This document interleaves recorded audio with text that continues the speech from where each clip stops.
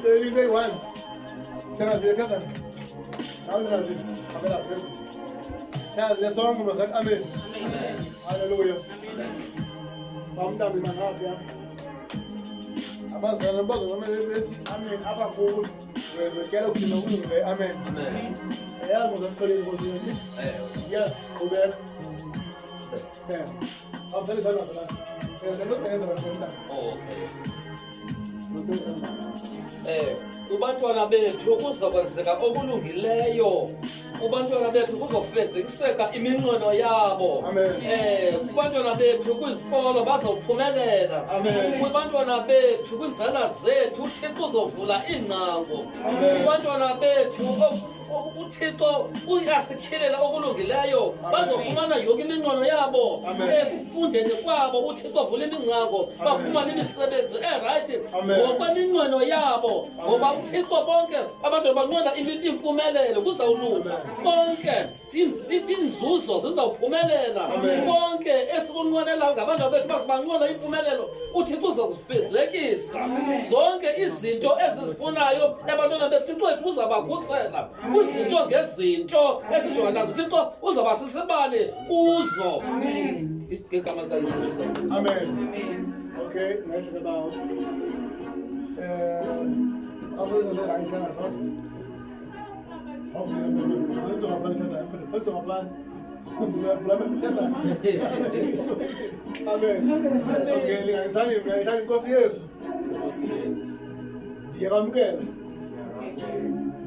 yiba inkosi yami umsindisi wami ukusuka namhlanje kude kube phakade xolela amatyala ami zonke izono zami ngiyabulela ngokuhlamba izono zami egameni likaYesu ukusuka namhlanje ngizelwe ngokusha egameni likaYesu ngona phakade. Amen. Uzaqhabela izandla.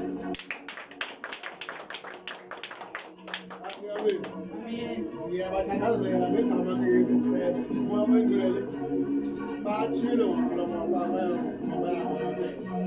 egameni likaYesu Kristu ngoba bathe abala kwabengcwele khona abantu Yesu Kristu ukuthi ngokwakho kwesiyakubonakalise kubo njengoba wazibonakalisela ibandla lakudala nelayizolo namhlanje nakubo nakubanye abantu abayingcwele engabe esibonakalise nakubo ukuba bakwamkelile bawufika nawe ukuthi kube phakade konjalo ungasuki kubo ungasoswa kubo seqonde nemakuqondi sebazibengazi kodwa kuba nawe uzibhe phakade egabe kwesikhathi basinishe kweni zonke lehlaba nezilizwe nakusathana ungavumi ngawo egameni kwesikhathi bathele ubalolo lwazi bathi bafile ukuyenza inyazo basinizwa abukhona ngenxa zongendlela zonke benza intando yakho imisebenzi yakho ibonakala nengabonakaliyo realize ba-understand ibandla lakho ba-understand ubukhona bakho wena utokozakala ezintempilo zakho ukuthi ingazifake koko zokufuza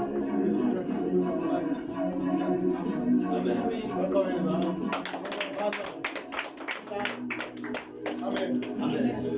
Siyavakala kanjani sadibana ngolwesinabi? Owagqibele ufuna